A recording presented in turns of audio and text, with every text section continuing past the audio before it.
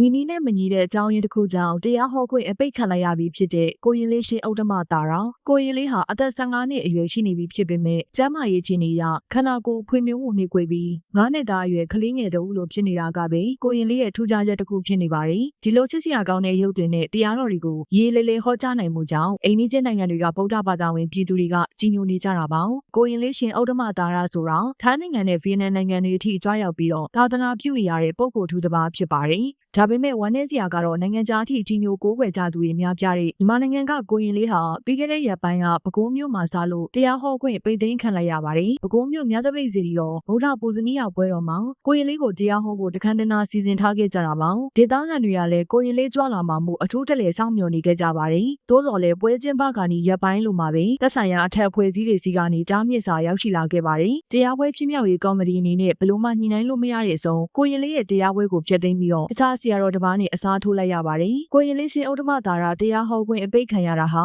တန်ခါအဖွဲ့အစည်းဆိုင်ရာစီမင်းစည်းကမ်းတွေနဲ့သက်ဆိုင်နေပါတယ်။နိုင်ငံတော်တန်ခါနာယကအဖွဲ့ရဲ့ညွှန်ကြားချက်များအရနေလင့်တရားဟောမဲ့ဓမ္မကတိကတစ်ပါးဟာအနည်းဆုံးဓမ္မစရိယတန်းကိုအောင်မြင်ပြီးသားဖြစ်ရမယ်လို့သတ်မှတ်ချက်ရှိပါတယ်။လက်ရှိမှာကိုရင်လေးရှင်ဥတ္တမတာရာဟာထန်းတပင်မျိုးနဲ့အောင်မြေပုံစံစာတင်နိုင်မှာအငယ်တန်းစာဝါတွေကိုတင်ယူစီးပူးနေစေအရွယ်သားရှိပါသေးတယ်။ကိုရင်လေးဟာတဘာဝအရတရားဟောကောင်းနေဆိုပေမဲ့စာပေကျမ်းဂန်တက်ကြွမှုအစဉ်တန်းအရဓမ္မစရိယမဖြစ်သေးတဲ့အတွက်တရားဝင်ဟောပြောခွင့်မရှိဘူးလို့သတ်မှတ်ခံလိုက်ရတာဖြစ်ပါတယ်။စာမတက်ပဲတရားမဟောရဆိုတဲ့မူဝါဒနဲ့ညီစွန်းသွားတာလို့သုံးသပ်နိုင်ပါတယ်။ဒီကိစ္စအပေါ်မှာအမြင်နှမျိုးရှိနေပါတယ်။တစ်ဖက်ကကြည့်ရင်သာသနာတော်တန်ရှင်းတည်တံ့မှုအတွက်ဒီလိုစည်းကမ်းတွေကလိုအပ်ပါတယ်။စာပေကျမ်းဂန်အခြေခံမပိုင်နိုင်ပဲတရားဟောခဲ့ရင်အလွယ်လွယ်အမှားမှားတွေပါသွားနိုင်ပြီးတော့သာသနာကိုညှိုးနှွမ်းစေနိုင်တယ်လို့ပညာရှင်တွေကစိုးရိမ်ကြတာပါ။ဒါကြောင့်အခုလိုတောင်းမြစ်တာဟာမှန်ကန်တယ်လို့ယူဆသူတွေရှိပါတယ်။ဒါပေမဲ့အခြားတစ်ဖက်မှာကျတော့လက်တွေ့အခြေအနေကိုထောက်ပြကြပါတယ်။ကိုရင်လေးရဲ့ဟောပြောမှုတွေဟာလူငယ်တွေနဲ့ဘာသာကြားတွေနိုင်ငံခြားသားတွေကိုပါဗုဒ္ဓဘာသာအပေါ်စိတ်ဝင်စားမှုတိုးပွားစေပါတယ်။ကိုရင်လေးရဲ့ပါရမီကြောင့်လူတွေတရားဓမ္မနဲ့နှီးစပ်လာရတာကိုတော့ညှင်းလို့မရပါဘူး။ကိုနိုင်ငံသားရှားပါသာသနာပြုပုဂ္ဂိုလ်တစ်ပါးကိုကိုမိမှာဟောခွင့်ပိတ်လိုက်တာဟာ